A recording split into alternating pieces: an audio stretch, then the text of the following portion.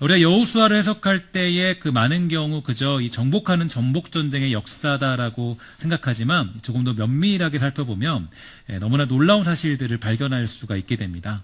여리고성을 점령하기 전에 여호수아는 총사령관이신 성자 하나님, 즉 예수 그리스도를 독대하게 되고요. 그리고 그 명령을 따라서 여리고성을 점령하게 되죠. 그리고 언약궤를 중심으로 하여서 성을 돌다가 그 땅에 샬롬의 평화의 나팔을 불어 여리고성을 무너뜨리게 되었습니다. 이는 말씀이신 예수 그리스도만이 우리들의 유일한 답이시고 또 유일한 길이라는 것을 의미해주고 있는데요. 이스라엘 백성들은 바로 그러한 것들을 깨달을 수가 있게 되었는데, 하지만 여리고성에 들어가자 이 탐심이라는 것이 그들에게 장악하기 시작했고 하나님과의 관계를 깨트려버리면서 하나님을 바라보지 못하도록 한 결과를 만들고야 말았습니다.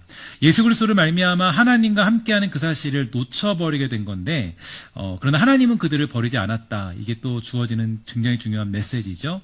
특별히 구약학 교수인 김창대 교수님은 이 구약으로 볼 때 성령님이 하시는 일이 뭔가라는 질문을 던지면서 그 첫 번째는 이 무엇보다 바로 죄를 깨닫게 하시는 것이다. 이렇게 정의해 주셨습니다. 성령이 오시면 죄를 깨닫게 하신다. 그리고 지난 본문에서 이스라엘 백성들이 스스로 혼자 엎드려서 회개하며 기도한 것 같지만 그 죄악들을 깨닫게 하시는 분은 누구였느냐 우리가 질문하면 바로 성령님께서 그 죄악들을 알게 하셨다라고 해석할 수가 있게 됩니다. 성령께서 그들의 죄악을 알게 하셨고 그 은혜의 보좌 앞에 담대히 나갈 수 있도록 허락하셨는데요. 이 많은 사람들이 이 성경적인 시대를 해석할 때 이 하나님 시대, 예수님 시대, 성령의 시대, 그리고 지금은 성령의 시대다라고 강조할 때가 많이 있게 되지만 여호수아만 살펴봐도 전혀 그렇지 않다라는 것을 알 수가 있게 됩니다. 여호수아서를 보면은 성부 하나님, 성자 하나님, 성령 하나님께서 함께 등장하는 것을 볼 수가 있게 되는데요. 지난 성탄절 때도 제가 말씀을 드렸지만 언제나 성경과 우리의 역사는 성부 하나님, 성자 하나님, 성령 하나님, 그 삼위일체 하나님께서 함께 역사하심으로 우리를 인도하시고 문을 여시고 깨닫게 하시는 그 놀라운 역사가 함께 일어나고 있다는 것을 성경을 통해서 우리는 여러 방면으로 확인할 수가 있게 되는 겁니다. 그래서 우리가 적어도 이 신성교회 다닌다, 또 장로교회 다닌다라고 얘기한다면 우리는 모든 시대가 삼위 하나님의 시대다라고 고백할 수 있는 믿음 정도는 가지고 있어야 되고, 그러한 지식은 굉장히 중요한 믿음의 발판이 될 수 있다는 것을 기억할 필요가 있습니다. 이게 성경이 말하는 굉장히 중요한 원리인데요. 여호수아를 보면서 삼위일체 하나님의 시대를 언급하는 것이 왜 갑자기 이게 나왔느냐 생각할 수 있겠지만, 제가 처음부터 이 내용을 강조하고자 하는 이유는 뭐냐면 그 많은 이단들이 이 원리에서 벗어나서 세대주의적인 관점을 가지고 성경과 세상을 해석하다 보니까 이 문제가 생기기 때문입니다. 여러분이 잘 알고 있는 통일교 아니면 신천지 아니면 또 그런 여러 가지 이단들이 있지 않습니까? 이단들을 보면 전부 다 그 이단들은 세대주의적인 관점을 가지고 있어요. 그래서 삼위일체 하나님의 시대를 얘기하지 않고 지금은 성령의 시대고 어떤 시대를 구분해서 그렇게 해서 이제 성경을 해석하다 보니까 그렇게 성경을 해석하다 보면은 결국에는 이 문제가 생길 수밖에 없다라는 거죠. 그래서 우리가 이 제대로 된 신학을 가지고 말씀을 묵상하고 삶으로 살아내는 것은 무엇보다 중요합니다. 제가 이제 이따가 저녁에도 말씀드리겠지만 이제 성경을 해석하는 여러 가지 도구들이 있어요. 그래서 여러분 배울 수 있는 8단계 큐티 방법, 귀납적 성경 방법, 여러 가지 방법들이 있게 되는데, 사실 제가 여러분들에게 추구하고 또 권고하고 싶은 성경적인 가장 중요한 어떤 해석의 도구가 있다면 그 해석의 도구는 무엇보다도 교리가 되는 것입니다. 그러니까 교리가 없으면 절대로 이 성경을 해석할 수 없고, 교리가 없으면 성경을 이해할 수도 없다라는 것도 기억하면서 여러분들이 제가 나눠드린 이 교리를 쓰다를 여러분들이 반드시 이 한 달 동안 조금 아주 연마하셔서 교리라는 게 이런 거구나, 또 말씀을 이렇게 해석할 수 있구나, 이게 근거가 돼야 말씀을 해석할 수 있는 거거든요. 그러니까 교리가 없이 말씀을 해석하다 보면 결국에는 내가 주관적인 방식으로 성경을 해석할 수밖에 없어요. 내가 마음 가는 대로, 감정 가는 대로, 내 생각대로, 내 마음대로 해석하니까 자꾸 이상한 교단들이 나오고 자꾸 이상한 어떤 해석들이 나오고 자꾸 신앙들이 뒤틀어질 수밖에 없는 이유가 거기에 있는 겁니다. 그래서 여러분들에게 제가 권고해드린 이 교리를 쓰다라는 이 도구를 통해서 교리를 열심히 연구하시고 교리를 통해서 여러분들이 한 해 동안 말씀이 일상이 되어라는 그런 주제를 가지고 말씀이 정말 여러분 삶 가운데 살아낼 수 있도록 여러분 기도할 줄 아는 복되고 아름다운 여러분들 우리 모두가 되기를 주의 이름으로 간절히 소망합니다. 혹시라도 여기에 감동받아서 교릴수다 1 이거 말고 저번 거 있거든요. 저번 거 있는데 그건 조금 더 이뻐요. 이쁜데 교릴수다 1을 나도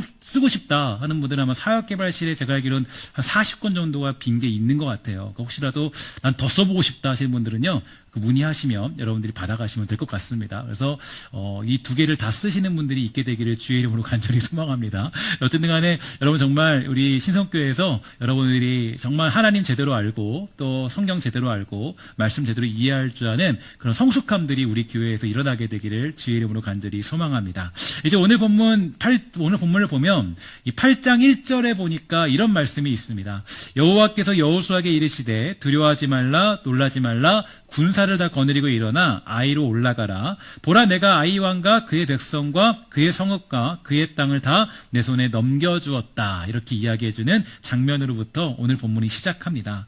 하나님은 군사를 다 거느리고 일어나서 아이로 올라가라고 말씀하시는데요. 이스라엘의 엉터리 정탐꾼들 그들은 3,000명만 보내면 된다라고 그렇게 보고했죠. 그러나 하나님은 뭐라 그러냐면 야 그렇게 하면 안 된다. 너희들 모든 병력을 다 투입해야 된다라고 그렇게 선포해주고 있습니다. 여기에는 두 가지 이유가 있는데요. 먼저는 이 정탐꾼들의 보고 자체가 좀 잘못되었기 때문이에요. 그러니까 이들이 이미 이제 그 아이성에 올라가서 보고할 때 이미 이제 그들은 이 불신앙적인 그런 마음을 가지고 이미 그들은 보고했다라는 것을 알 수가 있게 되는데요. 왜냐하면 그들이 처음에 보고할 때 아이성에 몇 명만 가면 된다고 그랬어요. 2,000명에서 3,000명 올라가면 충분히 점령할 수 있다라고 보고를 하게 되었거든요.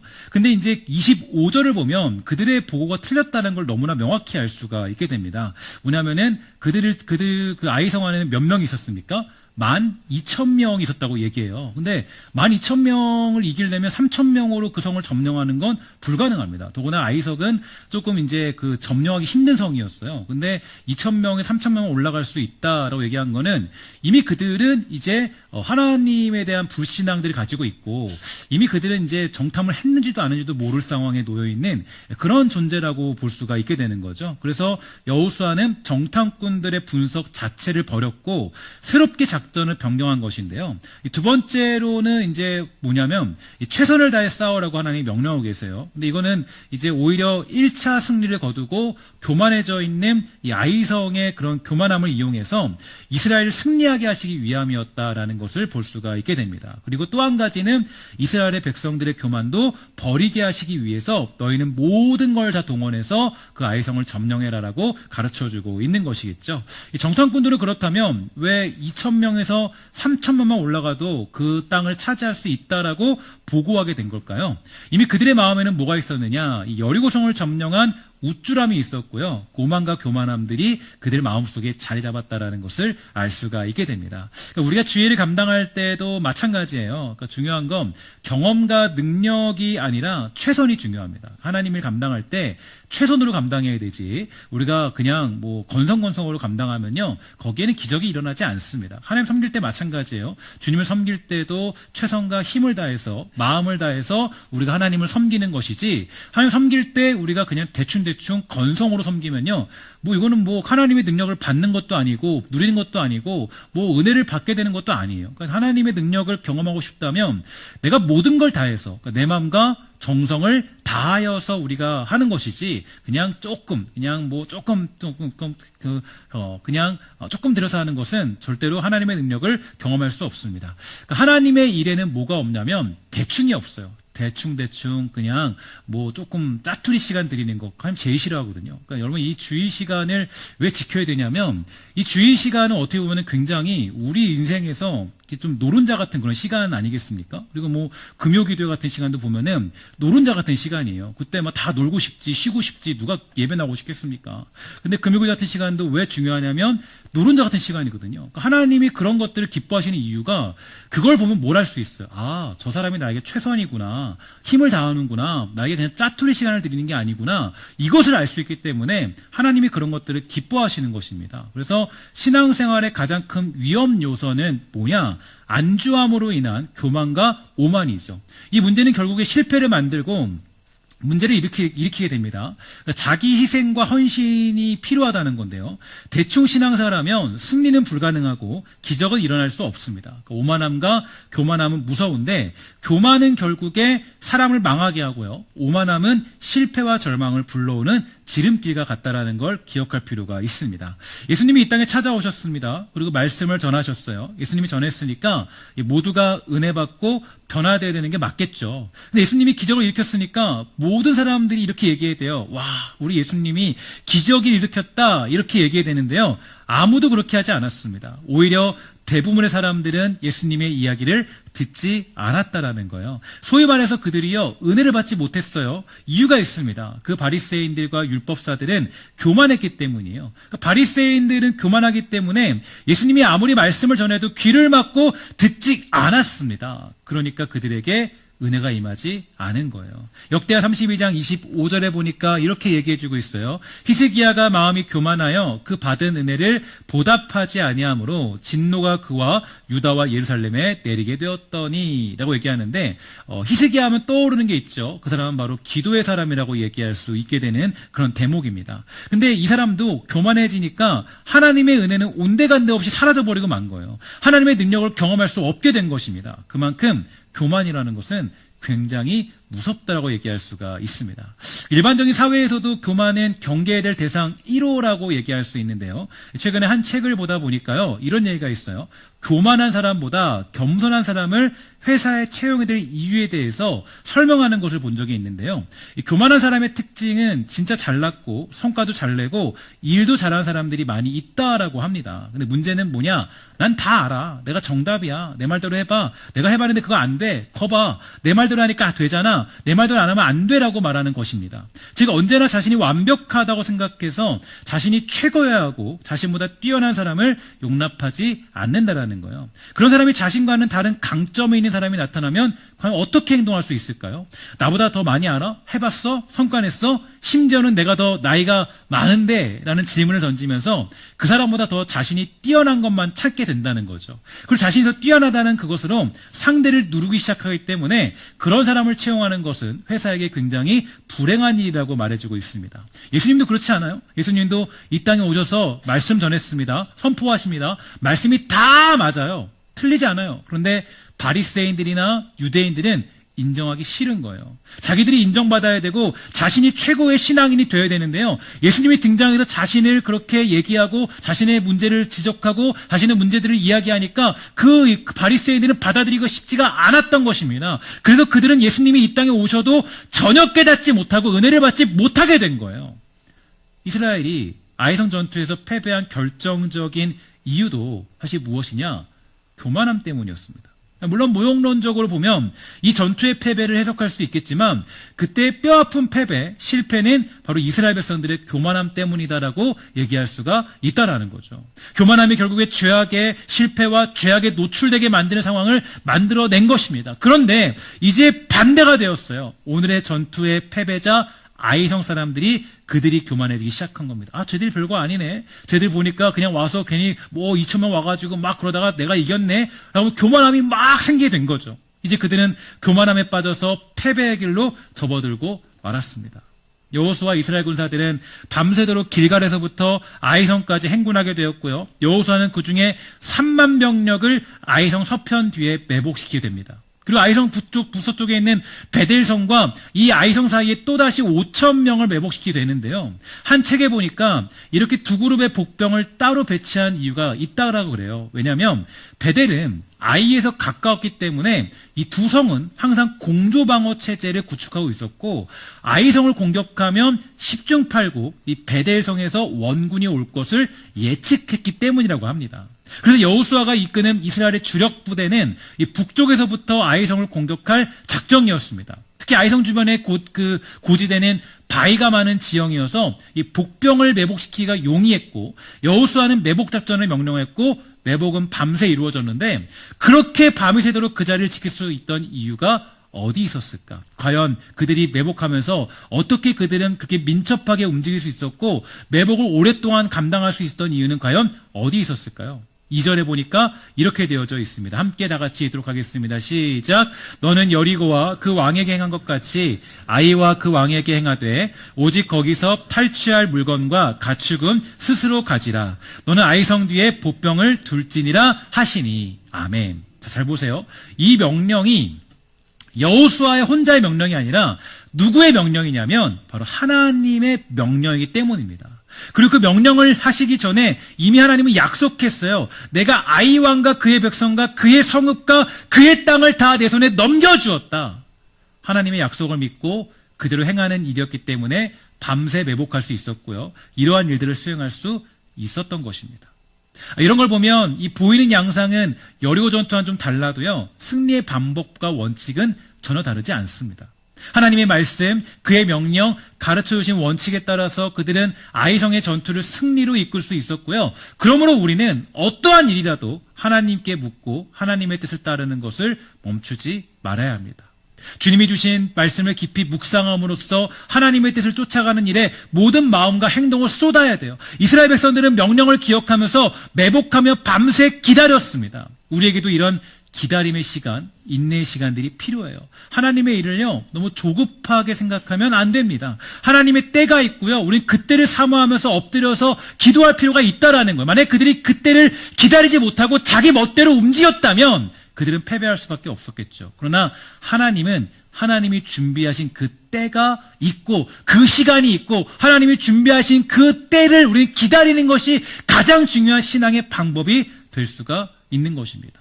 특별히 이 매복작전을 해석하기를 송태근 목사님에 의하면 이 매복작전에 대해서 이 시간이 곧 회개하는 시간이었다라고 정해주고 있는데, 일단 이 8장 전체에서 보면 이 매복과 복병이라는 말이 무려 10번 넘게 나오고 있습니다. 그래서 이 두 단어는 히브리어로 보니까 뭐라고 되어 있냐면 아라브라는 단어가 사용되어져 있어요. 근데 이 아라브라는 단어가 7장 6절에 보면 이렇게 되어져 있습니다. 여호수아가 옷을 찢고 이스라엘 장로들과 함께 여호와의 궤 앞에서 땅에 모였다 그래요? 엎드렸다. 그 머리에 뭐라 그럽니까? 티끌을 뒤집어 썼다. 이렇게 되어져 있는데, 여기서 보면 이스라엘 장로들이 땅에 엎드렸다라고 되어 있는데요. 이것은 매복하는 자세와 동일한 자세를 의미해주고 있어요. 그러니까 또 티끌이라는 단어 그 말이 히브리어로 보면요, 아라브라는 단어로 사용되어져 있다 그래요. 그러니까 이것은 땅의 흙처럼 되었다라는 그런 의미가 되는데, 그러니까 이들이 매복한다는 것은 하나님께 엎드려서 땅의 흙처럼 되어서 굽으려 기다리는 시간을 가졌다는 의미가 되는 거겠죠. 그러니까 매복의 시간 동안 이들이 했던 것은 그저 공격할 시간만 기다리고 있던 것이 아니라 이 매복의 자세를 통해서, 매복하는 시간을 통해서 이 어떤 자기 안에 있던, 그들 안에 있던 교만함을 몰아내고 오직 하나님만을 의지하던 시간을 이스라엘 백성들이 가질 수가 있게 된 것입니다. 그러니까 그 교만의 밤이 지나고 아침이 밝게 되니까요, 이스라엘 군사들의 공세가 시작될 수 있던 거예요. 그러자 아이성 사람들이 발끈하여서 군사를 몰고 나왔고 성에서 뛰쳐나왔고 이스라엘 백성들은 후퇴하면서 도망치기 시작했고요. 바로 그때 성 서쪽에 매복하고 있던 3만 명의 이스라엘의 복병이 아이성을 점령해버린 겁니다. 그리고 아이 사람들은 양쪽으로 공격을 받게 되면서요, 12,000명에 달하는 아이성 사람들은 이스라엘의 군의 칼에 전멸당하고 말았던 거죠. 그들을 도우러 오던 베델성 군사들도요, 중간에 매복하고 있던 누구요? 5,000명의 이스라엘의 복병에 의해서 전멸당했고 이스라엘의 완벽한 승리가 찾아올 수 있게 된 것입니다. 보면은 이 매복한다라는 것, 이렇게 복병으로 있다는 것은 자신의 교만함을 몰아내고 이 회개하는 마음으로 있었다는 것인데, 그러니까 승리의 원칙을 보면 이 먼저는 교만함을 버렸고 또 회개하는 그런 자리에 있었기 때문에 승리할 수 있게 되었다는 것을 성경은 가르쳐주고 있는 것입니다. 여러분 안에 혹시 교만함이 있습니까? 혹시라도 우리 안에 혹여라도 이런 모습들이 있다면 주 앞에 회개하고 주 앞에 겸손히 엎드려서 주의 은혜를 구할 줄 아는 믿음이 우리 안에 있게 되기를 주의 이름으로 간절히 부탁을 드리겠습니다. 특별히 정말 그런 면에서 이 승리는 교만함을 버렸을 때 승리가 찾아오게 되었기 때문에 우리 안에 교만함을 버리는 것, 그것이 승리의 첫 번째 원칙이라고 얘기할 수가 있게 되죠. 두 번째로 우리가 이제 승리할 수 있던 원칙은 18절에 보면 나타나고 있는데 이렇게 되어져 있습니다. 18절에 함께 다 같이 읽도록 하겠습니다. 시작. 여호와께서 여호수아에게 이르시되 내 손에 잡은 단창을 들어 아이를 가리키라. 내가 이 성읍을 내 손에 넘겨주리라. 여호수아가 그의 손에 잡은 단창을 들어 그 성읍을 가리키니. 아멘. 그래서 보면 이제 두 번째 승리 원칙이 나오는데요. 보면은 이 단창을 들었다라고 되어져 있고요. 단창을 든 손을 계속 들고 있었다라는 이 기사가 굉장히 중요한 의미를 담고 있습니다. 첫 번째로는 이 의미가 뭐냐면 하나님의 명령이 떨어진 것이다라는 것을 볼 수가 있게 되는데, 오늘 본문에서 여호와 하나님은 여호수아에게 손에 잡은 단창을 들어서 아이성을 가리키라 명령하는데요. 근데 이 단창에 대하여서 히브리어로 보면 이 키돈이라는 단어를 사용했습니다. 근데 이 단어가 이 창과 같이 긴 것이 아니에요. 그리고 뭐냐면 단창인데 그냥 단검 같은 그렇게 아주 작은 칼입니다. 작은 칼이기 때문에 이게 그가 보면은 잘 보세요. 이게 보면은 이 아무리 지휘관이라면 아주 긴 칼, 그러니까 예를 들어서 뭐 이순신 장군의 칼도 막 2m씩 됐다 그러잖아요. 엄청 컸다 그러는데, 근데 이 단창을 딱 듭니다. 들었는데 단창을 들었을 때 그때 매복해 있는 병사가 단창을 볼 수 있는 확률이 얼마큼 될까요? 거의 볼 수가 없습니다. 만약에 창이 엄청 길어가지고 이게 단창을 딱 들었으면 이 공격이구나, 승리구나, 가는 거구나 이럴 수 있는데 단창을 들었을 때 이 단창이 보이지 않는 겁니다. 그러니까 그 매복해 있는 병사들이 여호수아의 단창을 보는 것은 불가능하다고 할 수 있는데, 그럼 어떻게 매복해 있던 병사들이 여호수아의 명령을 아주 잘 따를 수 있게 된 걸까요?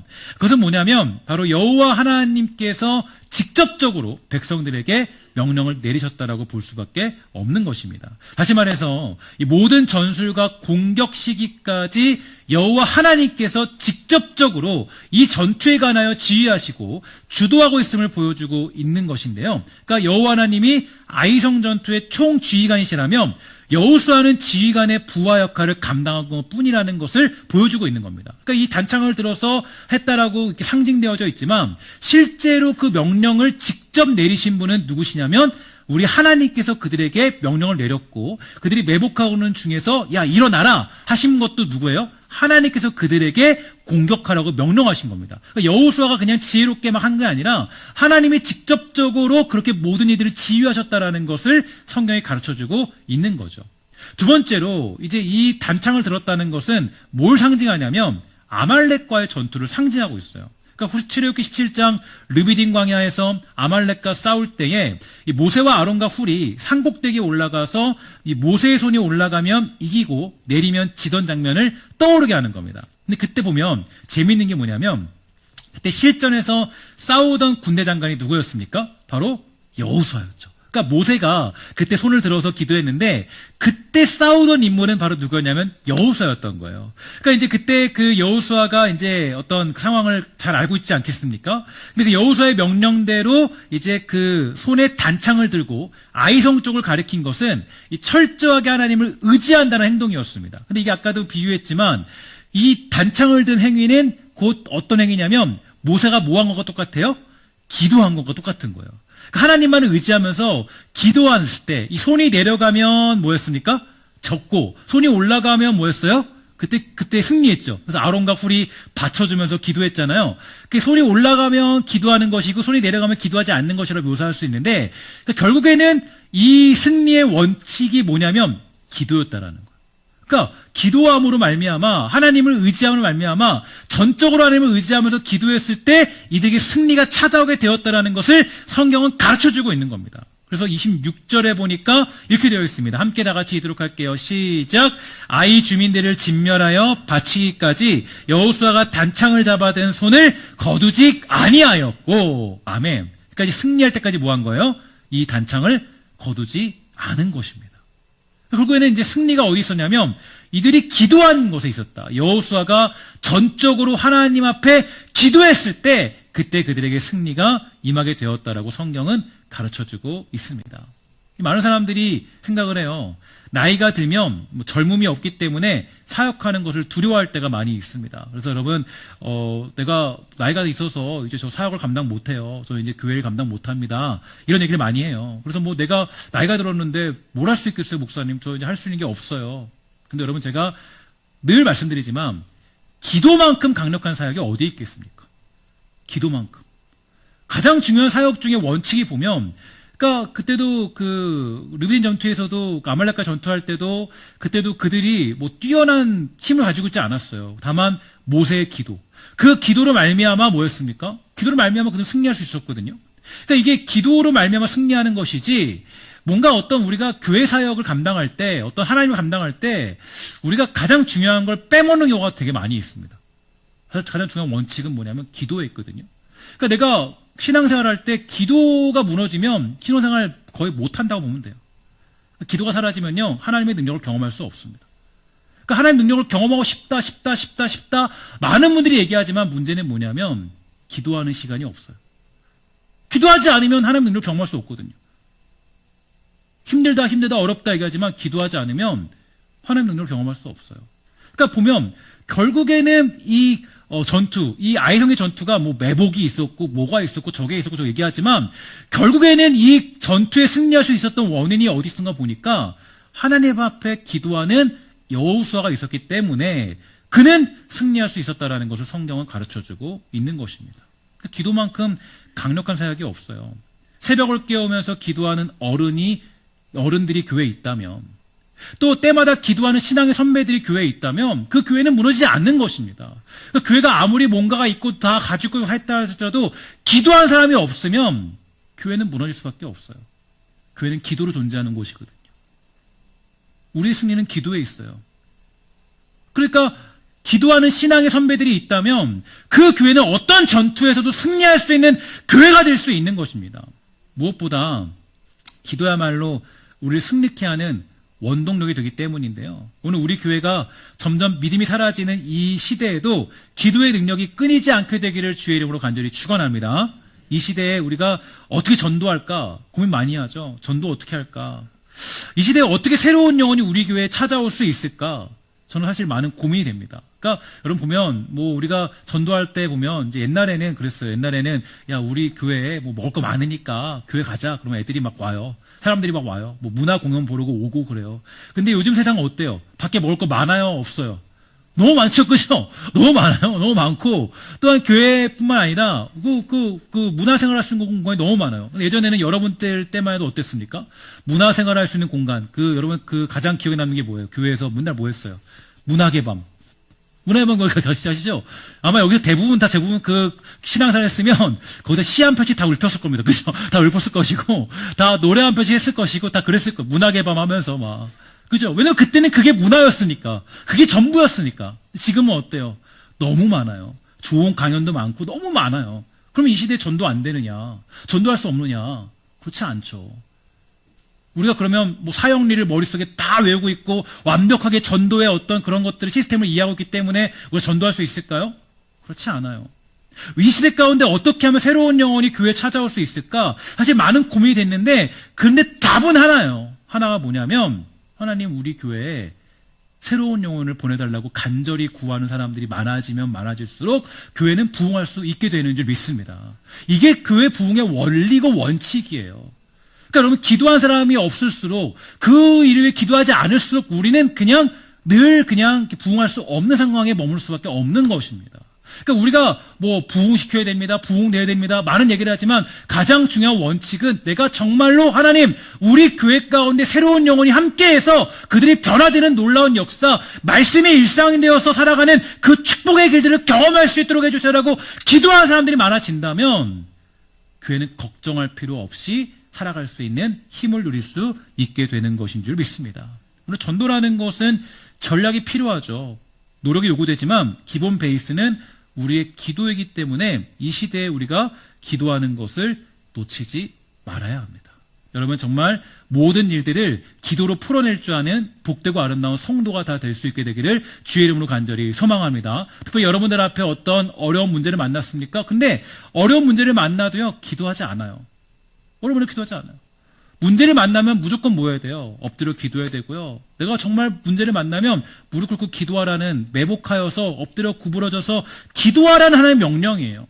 문제를 만났으면 뭐 해야 돼요? 기도하면 그 모든 일들이 해결되는 줄 믿습니다. 마지막으로 오늘 본문을 통해서 확인할 수 있는 것은 바로 이것입니다. 내일 일을 굳이 걱정할 필요가 없다. 그럼 따라합시다. 내일 일을 굳이 걱정할 필요 없다. 믿으십니까? 이게 근데 되게 우리가 믿으십니까 하면 아멘 하면서 믿지만 실제로는 굉장히 어렵습니다. 굉장히 어려워요. 내일 일을 믿고 살아가기 어렵습니다. 아간과 그의 가족들 여러분 조금 떠올려 볼게요. 앞에 있는 내용을 떠올려 보면 아간과 그의 가족들 또 이스라엘 백성들이 죄에 노출되었던 근본적인 이유가 뭐라고 생각하십니까? 제가 이제 새벽에도 말씀드렸지만 아간이 지금 이제 죄를 졌기 때문에 그래서 아이성에 들어가지 못하잖아요. 근데 이제 보면 아간이 훔쳤던 게 뭐 별거 안 됩니다. 뭐냐면 뭐 외투 한 벌, 그러니까 뭐 대성의 외투가 이런 외투가 아니라 그냥 일반적 외투가 아니라 뭐 구찌 정도 되는 그런 외투인가 봐요. 그걸 외투. 그리고 또 뭐냐면 금한덩이 뭐 이런 거거든요. 근데 이제 보면 아간이 그렇게 이제 죄를 저질렀다라고 나오지만 중요한 거는 그 아간이 벌을 받을 때 아간만 죽지 않습니다. 보면은 잘 보시면 아시겠지만 아간과 함께하던 공동체가 다 멸족당해요. 되게 신기한 장면이에요. 왜냐하면 이게 원래 율법상으로는 그렇게 하면 안 되거든요. 안 되고 그냥 거기서 끝나야 되는데 아간과 함께했던 가족들이 다 죽임을 당하게 돼요. 왜 그러냐? 이유가 뭐냐면 이미 그 아간은 금한덩이 훔쳤지만 그 아간과 함께했던 공동체의 사람들은 뭘 훔쳤냐면 금 반덩이 정도 훔친 거예요. 훔친 거고 그리고 이제 그들 외에도 다른 공동체들, 다른 사람들, 그러니까 그 이스라엘 백성들 전부 다가 여리고성에 들어가니까 그걸 다 진멸해야 되잖아요. 너무 아까운 거예요. 그러니까 이제 아간은 금한덩이 훔쳤지만 아간 외에 다른 백성들은 신발 한두 개 정도 훔친 거예요. 그러니까 왜 이유가 있어요. 그러니까 왜 그러냐면 이유가 있는데 그들이 그렇게 다 훔칠 수밖에 없다는 것은 이제 아까도 말씀드렸듯이 내일의 일들이 걱정됐기 때문입니다. 그러니까 미래를 염려하면 염려하기 시작하면 염려와 근심과 불안이 무서운 게 염려와 근심과 불안을 몰아내야 되는 이유가 어디 있느냐? 그것을 몰아내지 않으면 내 마음속에 뭐가 찾아오냐면 탐심이 찾아와요.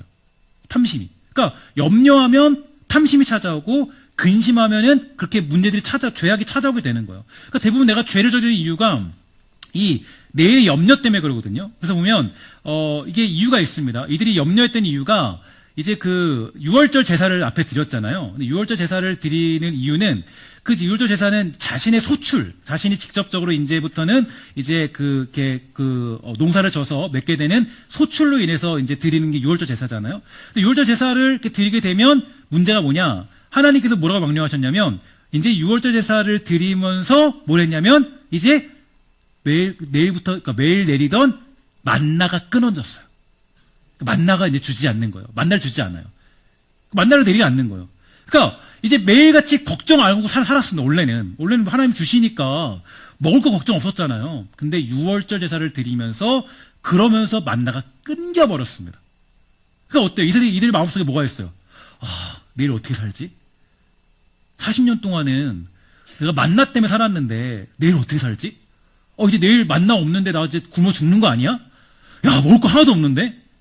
그 하나님이 만나와 메추라기를 주지 않으신 이유는 그들을 망하게 둔 이유가 아니라 이제 너의 배를 채워주지 않겠다라는 게 아닙니다. 더욱 놀랍게 너희의 배를 채워줄 것이고 걱정하지 않은 삶을 허락해 주시겠다라는 의미였지만 믿음이 없는 사람들은 뭐라고 고백했냐면 이제 어떻게 살지? 만나도 없는데? 먹을 게 없는데? 그러니까 뭐예요? 보는 게 뭐예요? 탐이 나는 거예요. 보면서 이거 탐나고 가지고 싶고 내가 정말 그것을 가지고 싶었던 겁니다. 그러니까 매일같이 주는 만나가 끊기니까 염려가 찾아왔고 근심이 찾아왔고 그 염려와 근심이 함께 끌고 들어온 게 뭐예요? 탐심이에요. 여러분 염려와 근심이 중요한 겁니다. 그거를 몰아낼 필요가 있어요. 하나님 앞에 그거 몰아내지 않으면요 결국에 그걸로 말미암아서 우리가 죄를 지을 수밖에 없는 거예요. 근데 하나님은 놀랍죠. 하나님이 어떤 분이시냐? 오늘 본문을 보면 하나님은 이미 먹을 걸 준비해 주셨습니다. 어디에 있냐면 2절에 보면 되어 있어요. 함께 다 같이 2절 말씀을 읽도록 하겠습니다. 시작. 너는 여리고와 그 왕에게 행한 것 같이 아이와 그 왕에게 행할세 오직 거기서 탈취할 물건과 가축은 스스로 가지라. 아멘. 잘 보세요. 그러니까 보면은 가나안 땅에서는 또 이게 이거를 하나님이 다 진멸하라니까 앞으로 우리가 성을 점령하면 다 진멸하면 우리 뭐 먹고 살아야 되냐? 근데 하나님이 아이성에서는 뭐라 그러냐면 너희들이 탈취할 수 있다. 거기 있는 것들을 너희들이 가져가라. 그러니까 너희들이 거기서 가져야 될 물건과 가축을 스스로 가져서 너희들이 먹고 마시는 것에 대해서 두려워하지 말아라라고 미리 준비해 뒀는데 이스라엘 백성들은 이것을 만나기 전에 이미 뭐였냐면 걱정과 근심이 찾아오게 된 겁니다. 27절도 이렇게 얘기해요. 함께 다 같이 읽도록 하겠습니다. 시작. 오직 그 성읍의 가축과 노력한 것은 여호와께서 여호수아에게 명령하신 대로 이스라엘이 탈취하였더라. 아멘. 그러니까 아이성의 전투, 그것은 하나님께서 그들에게 무언가를 가질 수 있도록 준비해 놓으신 전투가 되는 것입니다. 그럼 하나님의 때를요 너무 걱정하지 마세요. 그러니까 하나님이 나에게 줄까? 나에게 허락해 주실까? 나에게 하나님이 정말 먹을 거 주실까? 나 정말 염려 안 해도 되나? 이 고민들이 있는데 너무 두려워할 필요가 없습니다. 그러니까 하나님의 타이밍을 기다리지 못하고 그 때를 조급하게 여기면 그때부터 내 안에 탐심이 생기고 결국 그들은 죄 앞에서 무너지고 말 수밖에 없는 겁니다. 그래서 우리는 언제나 어떠한 순간에도 하나님의 뜻과 그분의 계획을 믿는 믿음이 굉장히 중요합니다. 내 계획과 생각, 판단으로 주어진 일들을 판단하지 마시고 참고 견디고 이해하는 게 중요해요. 그렇지 않으면요 반드시 거기에 문제가 생깁니다. 저도 경험해 보면요 하나님께 묻지 않고 행하는 일들이 종종 있게 되거든요. 저도 모르게 살다 보면. 근데 항상 거기에는 문제가 따라오더라고요. 항상 문제가 따라와요. 그러니까 내가 하나님의 계획과 섭리와 예정하심을 기다리지 못하고 내 마음대로 그냥 내 감정 가는 대로 그냥 탁탁탁 해버리면 거기에 문제가 생길 수밖에 없더라고요. 그러니까 하나님께 뜻을 묻지도 않고 인생을 결정하는 실수야말로 가장 큰 문제를 일으키기 쉽다라는 걸 기억하시기를 주의 이름으로 부탁을 드리겠습니다. 하나님의 뜻이 무엇인지 묻고 기다리는 인내심이 우리에게 필요한데요. 이 기다리지 못하고 참지 못하고 인내하지 못하는 모습, 그 모습이야말로 망하는 길로 가는 지름길이 되는 것입니다. 따라합시다. 신앙은 기다림이다. 신앙은 인내다. 신앙은 기다림이에요. 믿음 좋은 사람은 기다립니다. 기다릴 줄 알아요. 믿음 좋은 사람은 뭐가 있어요? 인내가 있는 거예요. 지금 당장 뭐가 막 확 바뀌지 않아도 하나님의 때가 있기 때문에 아이성에 준비해 놓은 그 때가 있기 때문에 죄를 짓지 않고 탐심대로 살지 않아요. 자기 감정대로 보는 대로 하고 싶은 대로 살지 않는다고요. 하나님의 때를 기다릴 줄 안다고요. 하나님의 시간을 기다릴 줄 알아요. 그게 믿음이에요. 가장 중요한 믿음에 가장 중요한 도구가 있다면 그 믿음을 측량할 수 있는 가장 중요한 도구는 뭐냐면 기다릴 줄 아느냐, 인내할 줄 아느냐. 우리는 피조물이기 때문에요. 하나님의 뜻을 이해할 수 없습니다. 하나님의 때는 언제인지 몰라요. 어느 때가 하나님의 때인지 몰라요.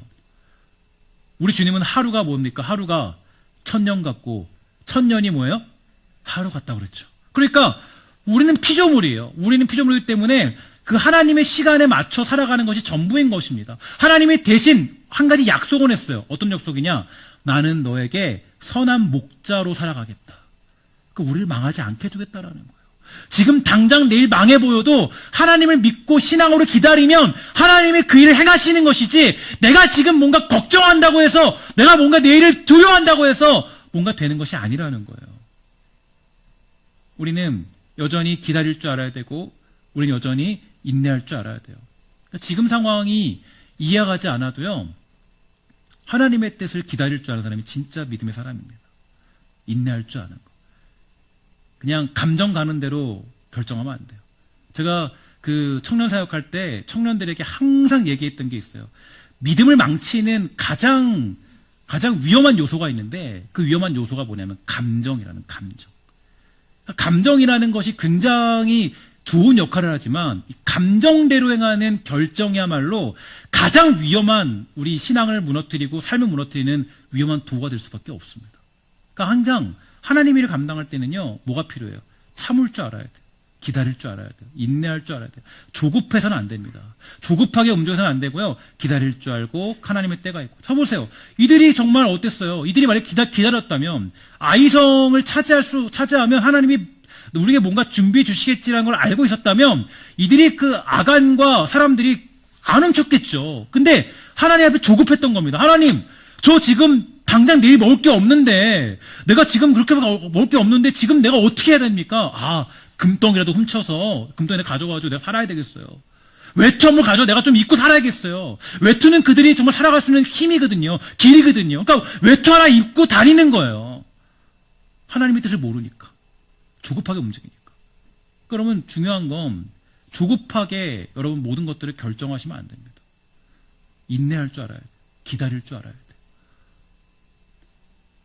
미래가 불안해도, 그러니까 우리는 늘 그래요. 늘 불안해 보여요. 어떻게 살지? 하나님의 뜻이 있음을 믿고 하나님의 때를 기다리세요. 그 기다릴 수 있는 방법은 이것입니다. 이걸 명확히 하시면 돼요. 따라합시다. 하나님은 우리의 선한 목자이십니다. 믿으십니까? 선한 목자는 양들을 굶기지 않습니다. 선한 목자는 푸른 초장으로 우리를 인도하신 줄 믿습니다. 선한 목자는 여러분과 저희들을 채우시고 입히시고 먹이시는 분이세요. 그분을 믿는다면 우리가 조급하게 생각할 필요 없어요. 인내하고 기다리고 살아가면 하나님이 여러분들을 먹이시고 입히시는 줄 믿습니다. 25년 동안 여러분들 하나님 말씀을 깊이 묵상하면서 하나님의 때를 기다리면서 인내하며 살아갈 줄 아는 복되고 아름다운 성도, 신성의 모든 권속들 다 되시기를 주의 이름으로 간절히 부탁을 드리겠습니다. 기도하겠습니다. 그래서 우리가 오늘 이 자리에 모여 주님을 예배합니다.